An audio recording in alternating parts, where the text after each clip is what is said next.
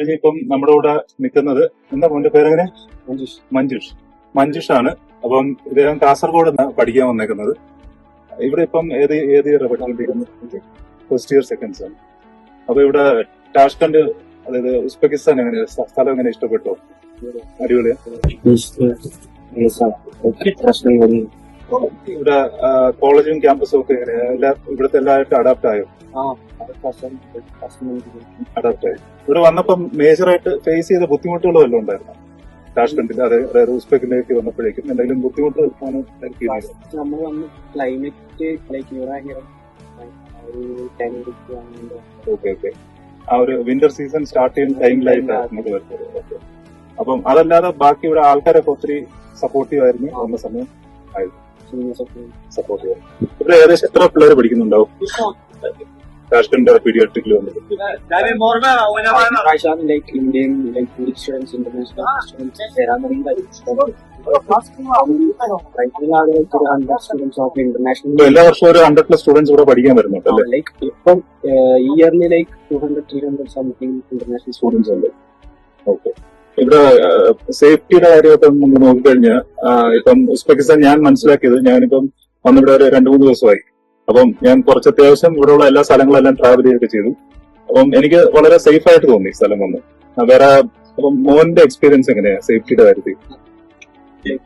നല്ല സേഫായ ആൾക്കാരൊക്കെ നല്ല ആൾക്കാരും നല്ല ഹെൽപ്ഫുൾ അല്ലേ? നല്ല ആൾ. ഓക്കെ. പിന്നെ ക്ലാസും കാര്യങ്ങളൊക്കെ എങ്ങനെ പോകും? നല്ല ഫാക്കൽറ്റീസ് ആണ് ഇടയ്ക്ക് ലൈക്ക് ഇപ്പം ഇന്നത്തെ നാളെ ലൈക്ക് അതിന് വൈകിട്ടുണ്ടാവും. അപ്പം അഡ്വാൻസ് ആയിട്ട് അവർ പറയുമോ ഇപ്പൊ ഇന്ന ടോപ്പിക്ക് നാളെ പഠിപ്പിക്കാൻ പോകുന്നത്? ഇന്ന് എടുത്ത ടോപ്പിക്കായിട്ട് നാളെ വരിക അവർ മാർക്ക് ചെയ്തിട്ട് ഈ എക്സാംസ് ഒക്കെ ഈസിയാണോ ഇവിടെ പഠിച്ച് പാസ് ആവാനായിട്ട്? അത്യാവശ്യം ഈസിയാ അല്ലേ? ടീച്ചേഴ്സ് വന്ന് ക്ലാസ്സും കാര്യങ്ങളും എടുക്കുന്നത് ഇംഗ്ലീഷ് മീഡിയം തന്നെയാണോ അതോ വേറെ അവരുടെ ലോക്കൽ ലാംഗ്വേജിലാണോ? നമ്മൾ ഫസ്റ്റ് വന്നപ്പോ ലൈക്ക് ചെറിയൊരു ലാംഗ്വേജ് ആയിട്ട് അവർക്കാണെങ്കിലും ഇതിനു മുമ്പേ ലൈക്ക് അത്ര ഇന്റർനാഷണൽ സ്റ്റുഡൻസ് ഉണ്ടായിട്ടില്ല. അപ്പോ അവർക്ക് റഷ്യൻ സ്റ്റുഡൻസ് ലാംഗ്വേജ് ബേസിക്കലി നമ്മള് ലാംഗ്വേജ് എല്ലാമായിട്ട് ഇപ്പം അഡാപ്റ്റ് ആയി ഓൾമോസ്റ്റ്. അപ്പൊ ഒരു 1 ഇയറോളം എനിക്ക് തോന്നുന്നു ഇവിടെ നിന്ന് കഴിഞ്ഞാൽ നമ്മുടെ ലാംഗ്വേജുമായിട്ട് കുറച്ചുകൂടെ ഒന്ന് സിങ്ക് ആവുമ്പോൾ അല്ലെ? നമ്മളെ സ്റ്റഡീസ് ഒക്കെ ഇംഗ്ലീഷ് തന്നെയാണ്, ടീച്ചേഴ്സ് ഇംഗ്ലീഷ് തന്നെ. ഓക്കെ. അപ്പം അക്കോമഡേഷനും കാര്യങ്ങളും എല്ലാം ഫുഡൊക്കെ എങ്ങനെയാ? ഇപ്പൊ ഇവിടുത്തെ ഉസ്ബെക്ക് ഫുഡൊക്കെ ട്രൈ ചെയ്തായിരുന്നോ?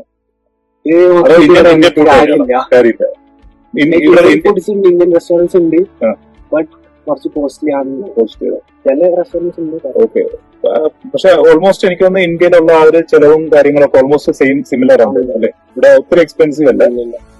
Okay fine. അപ്പം നമുക്ക് ഇപ്പം ഇന്ത്യൻ ഫുഡ് വേണമെന്നുണ്ടെങ്കിൽ ഇവിടെ അടുത്ത് റെസ്റ്റോറൻറ്റ്സ് കാര്യങ്ങളൊക്കെ അടുത്ത് തന്നെ ഉണ്ട്.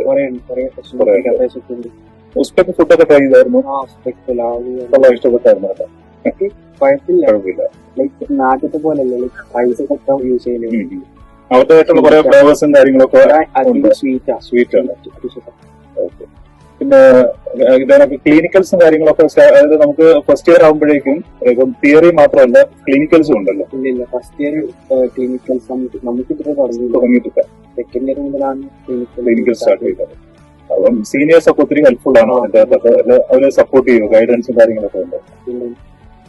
അപ്പം അടുത്തൊരു കാര്യം എനിക്ക് ചോദിക്കാനുള്ളത് നമ്മുടെ ലാബിനെ പറ്റിയാണ്. അപ്പം ഞാനിപ്പം ഇവിടുത്തെ അനാട്ടമി ലാബും അതുപോലെ തന്നെ ബയോകെമിസ്ട്രി ലാബും ഇതൊക്കെ ഞാൻ കണ്ടായിരുന്നു. അപ്പം അത്യാവശ്യം നല്ല ഫെസിലിറ്റീസ് അല്ലേ അവർ പ്രൊവൈഡ് ചെയ്യുന്നത്? മോന്റെ അഭിപ്രായം എന്താ അതിനെപ്പറ്റി?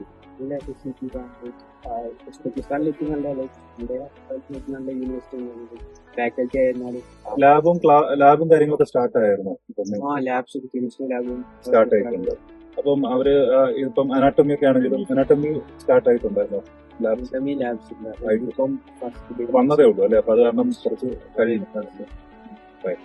അപ്പം എനിവേ ഓൾ ദി ബെസ്റ്റ്. എല്ലാവിധ ആശംസകൾ. നല്ല ഡോക്ടറായിട്ട് വരട്ടെ.